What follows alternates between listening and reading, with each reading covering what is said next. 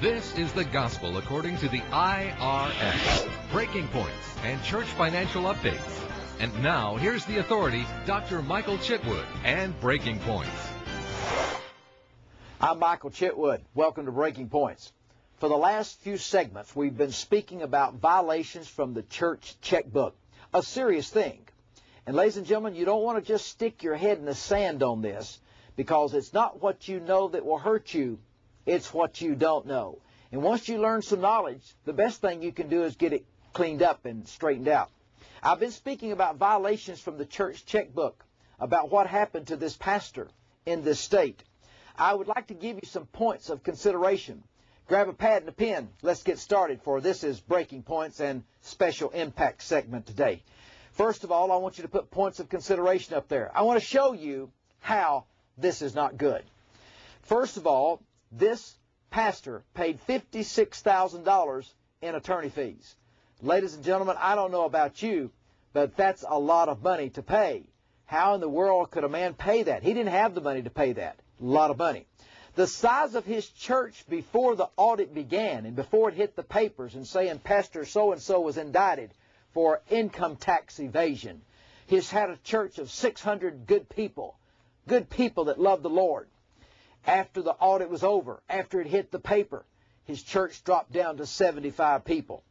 The secretary also had a problem because they went to talk to her. Now, you can imagine when you get into this crossfire type situation, you start talking about the secretary. She's going to say you did it, and you say she did it. I don't know who did it, but I know they're going to try to get as many people as they can. Anyway, Martha had a real problem with this. She was the financial bookkeeper, secretary / check writer. Didn't know anything, just doing what the board told her to do. Write a check for this. She did it. And she called it about anything that she thought was the appropriate thing to call it. It could be the appropriate thing, but she should have put it in his W-2, but she didn't know. Lack of knowledge. You'll be destroyed. Point number one. The beginning of one year is the end of a previous year. So if the end is wrong, the beginning will be wrong. Does that make any sense to you? So you've got to go back with your compliance audit for at least a 3-year period and clean up the past. So the point is, the beginning of one year is also the end of another year. Point number two, if the beginning is wrong, that means that the end had to be wrong. Your books were wrong because you carry over the figures once you transfer them over to the new year. Number three, if your books are wrong, then most of the time your pastor's tax return will be wrong. Where does your pastor get his tax information from to go prepare his income tax return?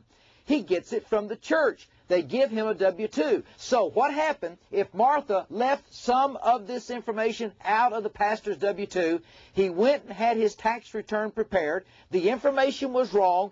Guess what? The pastor's tax return was wrong, and this pastor is not in a very pleasant condition today. The reason why that I want to bring that to your attention, it's always better for you to tell the IRS what you made instead of the IRS telling you what you made. In other words, you need to make sure that you have your personal house in order as well as your church. Not too long ago, there was a church that called me and they asked me for some advice. At the time, I didn't know that they were getting ready to have an Internal Revenue Service audit on some of the people in the church. 3 trustees at this church who were the fiduciary agents. One man had just retired from the city of New York. He looked forward at 72 to retire so that he could spend time at the church, and he likes to get the mail on the daily basis and so forth, and a few things like that. Come to find out, each one of these trustees were penalized $272,000 each because they were the fiduciary, financial, responsible parties of the church.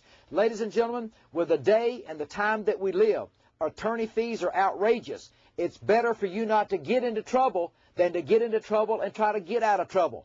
You'll probably be able to get out of it if you've got enough money to pay some lawyer for a good defense. But why go through that?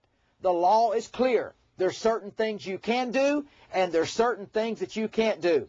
If you ever want to have something you've never had, then you must do something you've never done. If you really want your house of worship to be in order, if you really want your pastor's tax return to be in order, then why not start today with a compliance audit so that you can make sure that you're totally squeaky clean. I like that word, squeaky clean, from 3 years back, and you'll go into the brand new year, whatever year that may be, so that you'll know that the end was right, the beginning will be right. Until next time, I'll see you on Breaking Points. Breaking Points gives you the latest IRS updates and tax law. Pastor, if the IRS came to your church today, what would you say? If you really want your house of worship in order, call 1-800-345-9117.